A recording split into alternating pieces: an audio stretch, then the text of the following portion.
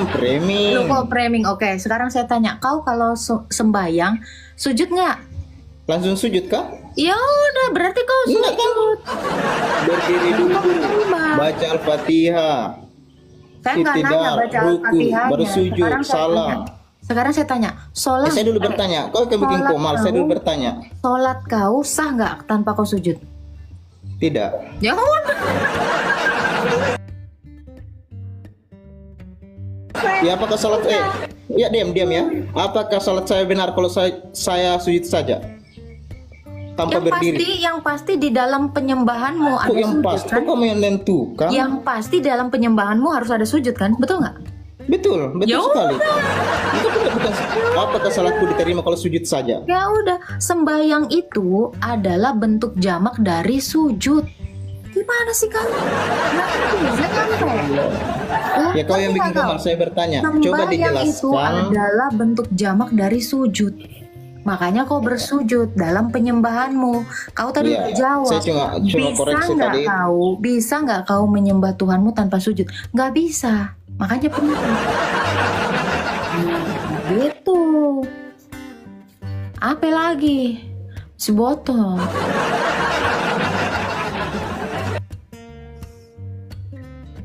Apa pertanyaannya? Pertanyaanku, coba baca Markus 16 nomor 18. Loh, itu tadi udah selesai. Allah mau ngajarin musyrik. Udah selesai itu. Allah mau mengajarkan malaikat dan iblis itu untuk syirik. Itu Kok sirik? Duh, ini nyembah Allah. Kamu belajar di mana itu? Sujud Katanya dibilang disuruh nyembah Allah, tapi disuruhnya sujudnya ke Astaga. Adam. Gimana sih nyembahnya Allah sujudnya ke Adam? coba bisa ketemu kita. Oke, ya kamu belajar di mana sujud itu langsung nyembah? Lo kenapa Itu apa yang ngajari kamu? diperintahkan menyembah Allah tapi sujudnya kepada Adam? Apa maksudnya? Itu perintah. Hah? Perintah. Ya Kamu nggak mau perintah itu harus ditaati atau dilanggar? Ya harus ditaati kalau Allah Ya yang suruh. berarti ya sudah itu disujudi. Ya, oke lah kalau kau yang, tapi pemahaman kami bukan. Loh, kenapa Allah mau ngajarin kalian malaikat dan iblis itu sirik? Kenapa? Kok sirik? Siapa yang kamu belajar di mana? Loh, Allah suruh sirik. kamu diperintahkan Kamu belajar di menyembah mana? Allah, Siapa kan? guru kamu? Siapa guru kamu? Bukannya di dalam Quran Siapa guru ada kamu? ayat. Siapa guru kamu?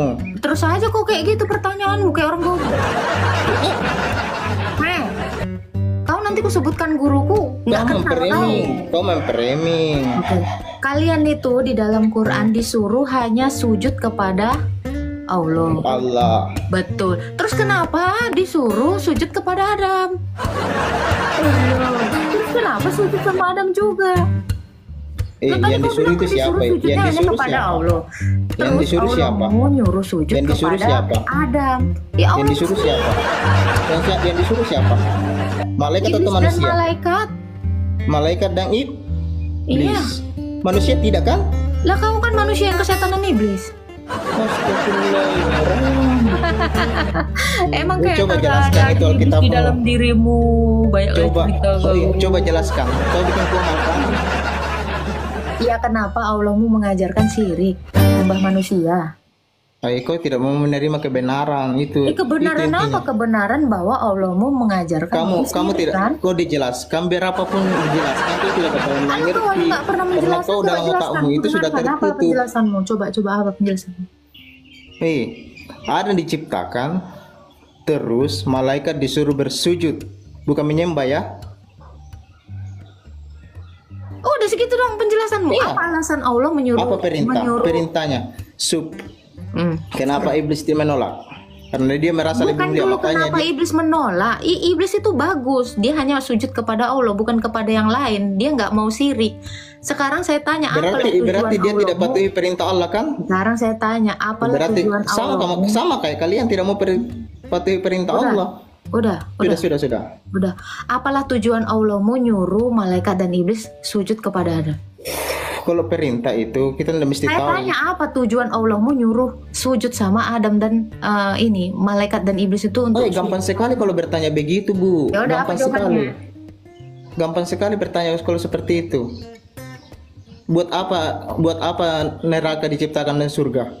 Nggak ada Kalau jawaban. ujung-ujungnya ditebus Apanya dosanya. jawabanmu?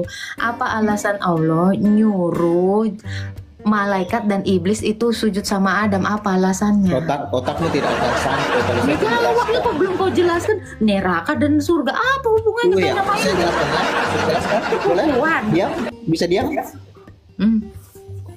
Saya jelaskan kenapa disuruh. Allah mau melihat siapa yang menuruti perintah dan siapa yang tidak menuruti perintah.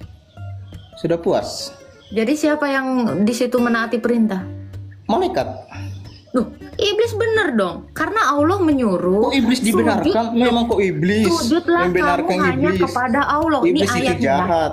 Malaikat Eh. itu baik. Dengar, Allahmu memerintahkan untuk sujud hanya kepada Allah. Ini kan hanya sujud kepada Allah. Ketika iblis disuruh sujud kepada selain Allah, ya iblis yang benar, malaikat yang dongo. Kalau Allah mau suruh, Oke, sekarang saya tanya. Iblis Sekarang saya bersujud? tanya. Kalau Lah, Allah suruh sebenarnya bersujud? ini kalau Allah sebenarnya suruh salah bersujud, Allahmu sendiri. emang kamu bisa tolak?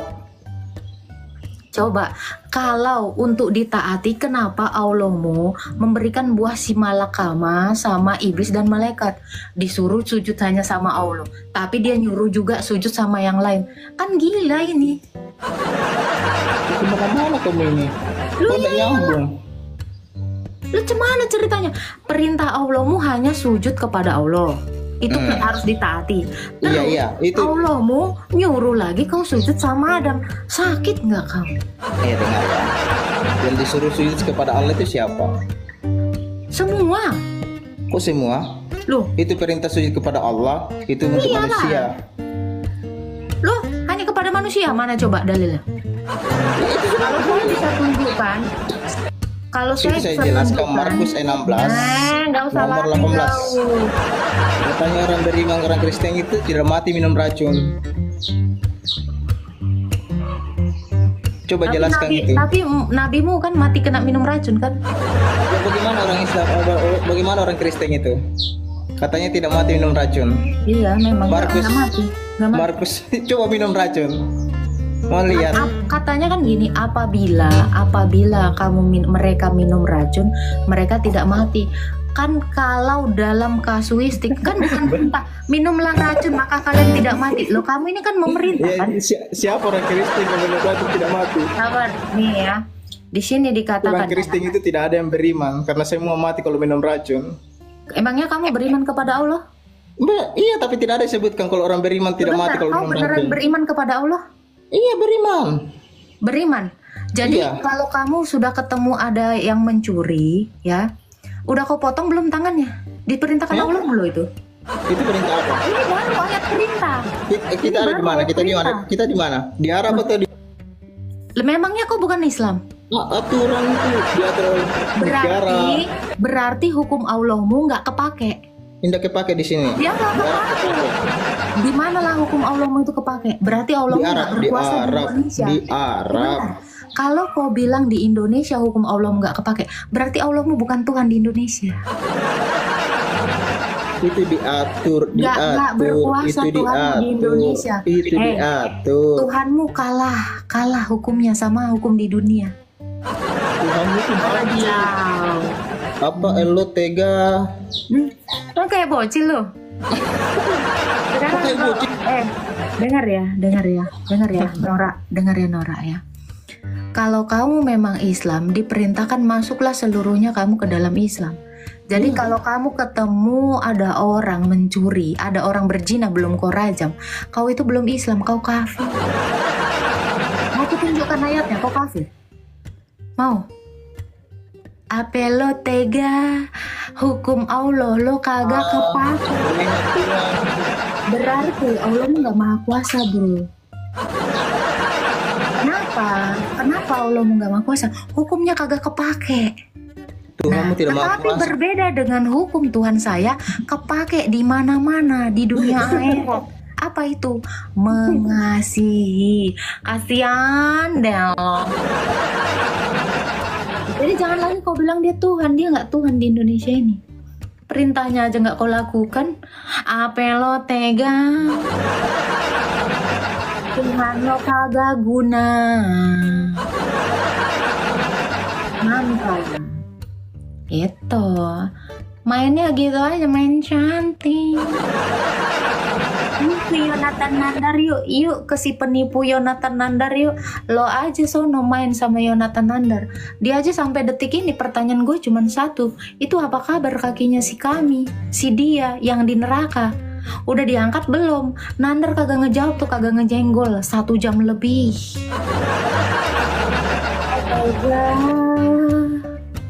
Yolo. Yang mencabut nyawanya manusia itu siapa ya, Kak? Nggak ada, manusia itu mati karena usianya sudah tua, sakit, Berdosa. Tapi kalau umur 17 mati kan belum tua. Iya, itu dampak dari keberdosaan. Apa yang mengakibatkan dia mati? Mungkin ada orang lain yang tidak sengaja membunuhnya, atau penyakit yang menggerogotinya.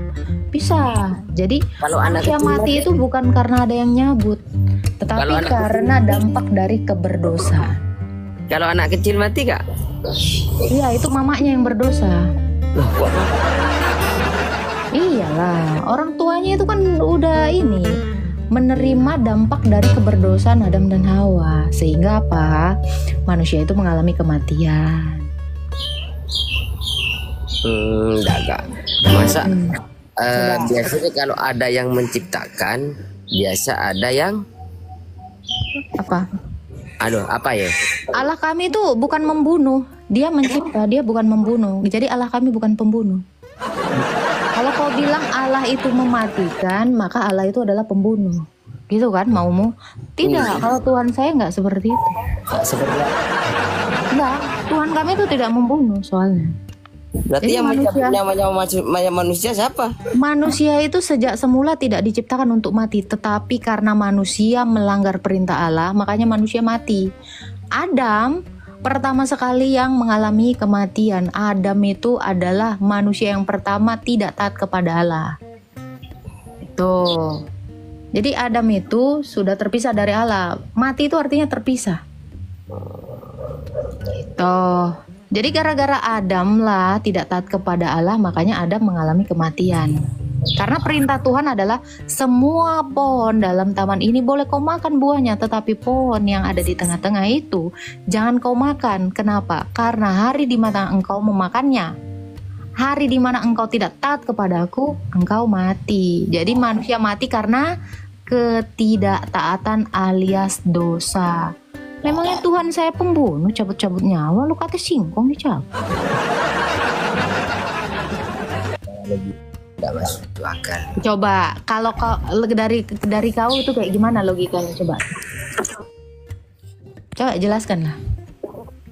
Yang masuk akal tuh Ya, cemana? kalau ada yang menciptakan, otomatis ada yang mencabutnya. Gimana? Kok otomatis? Gimana sih? Jangan kejeda, oi. Oi. Ini. Halo. Aduh. Woi. Halo? Gimana?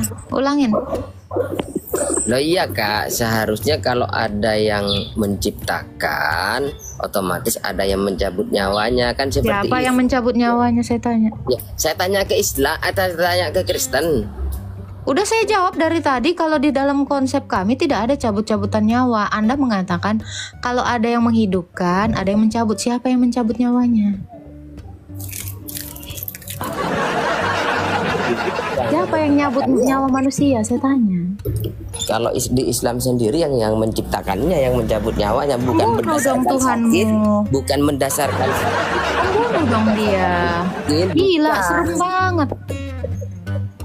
Ibarat kata ya, lu punya anak sama bini lu, nanti mama kita bunuh anak kita umur 70 ya. Sakit jiwa itu. konsepnya juga. Lo terus lo manusia aja ketika dia ingin punya anak, nggak pengen anaknya mati. Ini kok Tuhanmu menciptakan terus pengen matiin kau. Ini sakit ini.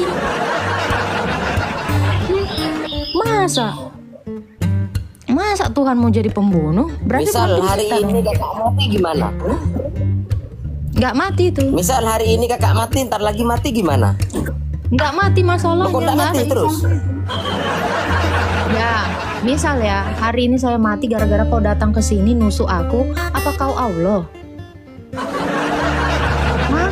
Kalau adalah orang yang datang nancepkan pisau ke perutku, terus apakah yang nancepkan pisau itu adalah Allah? Mana? Nah ya udah kau bilang yang mematikan. Kalau kau bilang yang mematikan itu adalah Allah, jadi pembunuh-pembunuh sana itu Allah semua dong. Ngeri kan? Ngeri. Seram. Terjadi aku kan mulai error kepala kan.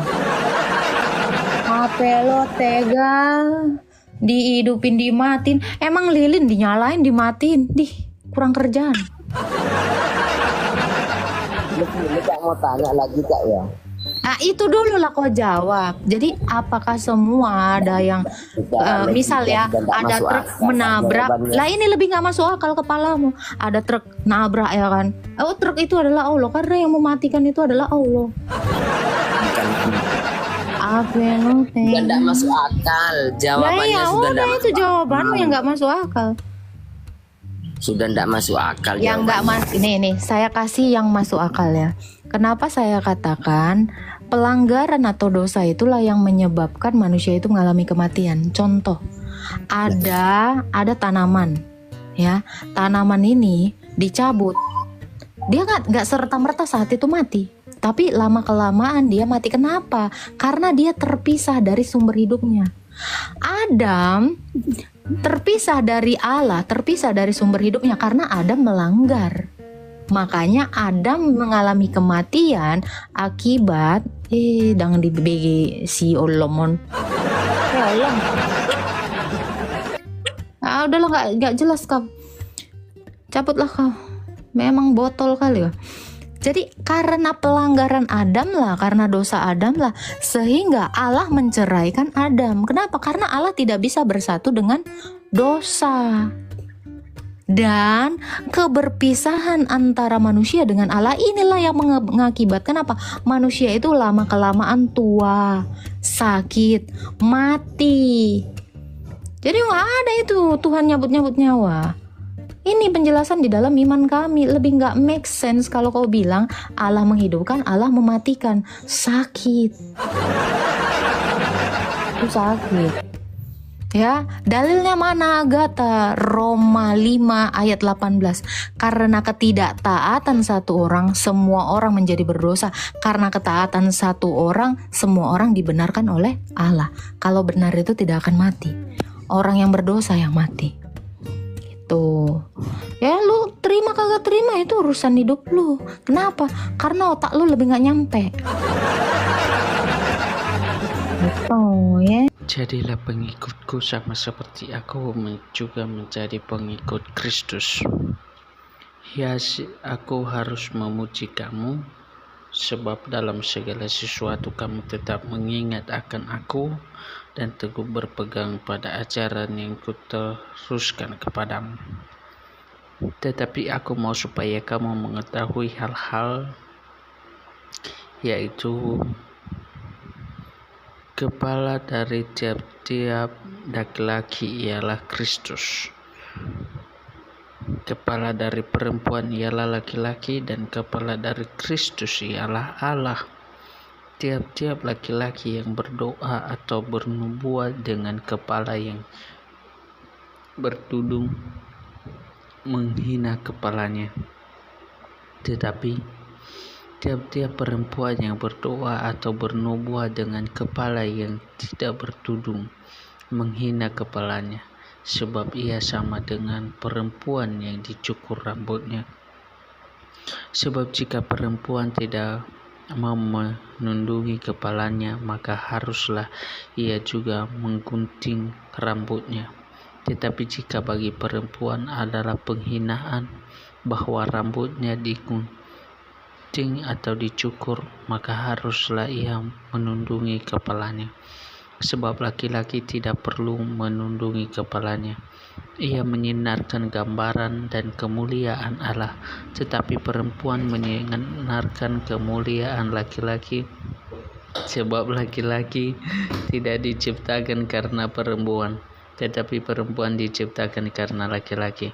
Sebab itu perempuan harus memakai tanda wibawa di kepalanya oleh karena para malaikat. Namun demikian, dalam Tuhan tidak ada perempuan tanpa laki-laki dan tidak ada laki-laki tanpa perempuan. Sebab sama seperti perempuan berasal dari laki-laki, demikian pula laki-laki dilahirkan oleh perempuan, dan segala sesuatu berasal dari Allah. Pertimbangkanlah sendiri, patutkah perempuan berdoa kepada Allah dengan kepala yang tidak bertudung? Bukankah alam sendiri menyatakan kepadamu bahwa adalah kehinaan bagi laki-laki jika ia berambut panjang, tetapi bahwa adalah kehormatan bagi perempuan jika ia bernubuat panjang? Sebab rambut diberikan kepada perempuan untuk menjadi penudung. Tetapi jika ada orang yang mau membantah kami maupun jemaat Allah tidak mempunyai kebiasaan yang demikian. Dalam peraturan-peraturan yang berikut aku tidak dapat memuji kamu, sebab pertemuan-pertemuanmu dengan datangkan kebiasaan tetapi mendatangkan keburukan. Sebab pertama-tama aku mendengar bahwa apabila kamu berkumpul sebagai jemaat, ada perpecahan di antara kamu, dan hal itu sedikit banyak aku percaya. Sebab di antara kamu harus ada perpecahan, supaya nyata nanti siapakah di antara kamu yang tahan uji. Apabila kamu berkumpul, kamu bukanlah berkumpul untuk makan perjamuan Tuhan, sebab pada perjamuan itu tiap-tiap orang memakan dahulu makanannya sendiri, sehingga yang seorang lapar dan yang lain mabuk. Apakah kamu tidak mempunyai rumah sendiri untuk makan dan minum? Atau maukah kamu menghina jemaat Allah dan memalukan orang-orang yang tidak mempunyai apa-apa? Apakah yang kamu katakan kepada kamu, memuji kamu? Dalam hal ini aku tidak memuji. Sebab apa yang telah aku teruskan kepadamu telah aku terima daripadamu, yaitu bahwa Tuhan Yesus pada malam waktu ia diserahkan mengambil roti, dan sesudah itu ia mengucap syukur atasnya, lalu memecah-mecahkannya, dan ia berkata, inilah tubuhku yang diserahkan bagi kamu. Perbuatlah ini menjadi peringatan akan aku. Demikian juga ia mengambil cawan sesudah makan, lalu berkata, cawan ini adalah perjanjian baru yang diteraikan oleh darahku. Perbuatlah ini setiap kali kamu meminumnya menjadi peringatan akan aku. Sebab setiap kali kamu makan roti ini dan minum cawan ini, kamu memberitakan kematian Tuhan sampai ia datang. Jadi barang siapa dengan cara yang tidak layak makan roti atau minum cawan Tuhan, ia berdosa terhadap tubuh. Dan tiap-tiap orang yang menguji dirinya sendiri, dan baru sesudah ia makan roti dan minum dari cawan itu. Karena barang siapa makan dan minum tanpa mengetahui tubuh Tuhan, ia mendatangkan hukuman atas dirinya. Sebab itu banyak di antara kamu yang lemah dan sakit, dan tidak sedikit yang meninggal. Kalau kita menguji diri kita sendiri, hukuman tidak menimpa kita. Tetapi kalau kita menerima hukuman dari Tuhan, kita mendidik supaya kita tidak akan dihukum bersama-sama dengan dunia. Karena itu saudara-saudaraku, jika kamu berkumpul untuk makan, nantikanlah olehmu orang akan yang lain.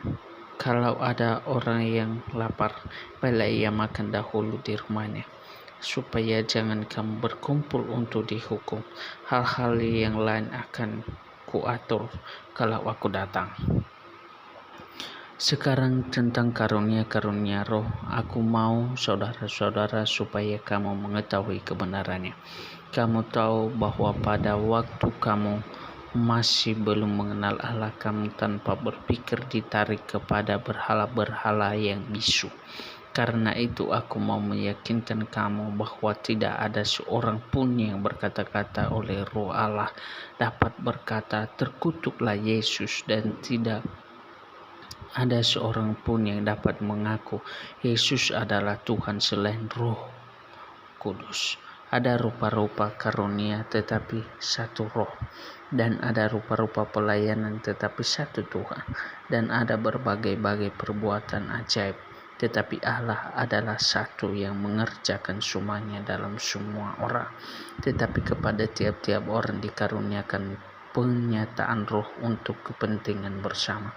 Sebab kepada yang seorang Roh memberikan karunia untuk berkata-kata dengan hikmat, dan kepala yang lain Roh yang sama memberikan karunia berkata-kata dengan pengetahuan. Kepada orang seorang Roh yang sama memberikan iman, dan kepada yang lain Ia memberikan karunia untuk menyembuhkan. Kepada yang seorang Roh memberikan kuasa untuk mengadakan mukjizat, dan kepada yang lain Ia memberikan karunia untuk bernubuat, dan kepada yang lain lagi Ia memberikan karunia untuk membedakan macam-macam roh. Kepada yang seorang yang memberikan karunia untuk berkata-kata dengan bahasa roh, dan kepada orang lain Ia memberikan karunia untuk menafsirkan bahasa roh itu. Tetapi semua ini dikerjakan oleh Roh yang satu dan yang sama, yang memberikan karunia kepada tiap-tiap orang secara khusus seperti yang dikehendakinya. Karena sama seperti tubuh itu satu dan anggota-anggotanya banyak, dan segala anggota itu sekalipun banyak merupakan satu tubuh, demikian pula Kristus. Sebab dalam satu Roh kita semua, baik orang Yahudi maupun orang Yunani, baik Buddha maupun orang merdeka, telah dibaptis menjadi satu tubuh, dan kita semua diberi minum dari satu Roh. Karena tubuh juga tidak terdiri dari satu anggota, tetapi atas banyak anggota. Andai kata kaki berkata, karena aku bukan tangan, aku tidak termasuk tubuh, jadi benarkah ia tidak termasuk tubuh? Dan andai kata telinga berkata, karena aku bukan mata, aku tidak termasuk tubuh, jadi benarkah ia tidak termasuk tubuh? Andai kata tubuh seluruhnya adalah mata, di manakah pendengaran? Andai kata seluruhnya adalah telinga, di manakah penciuman? Tetapi Allah telah memberikan kepada anggota masing-masing secara khusus suatu tempat pada tubuh seperti yang dikehendakinya. Andai kata semuanya adalah satu anggota,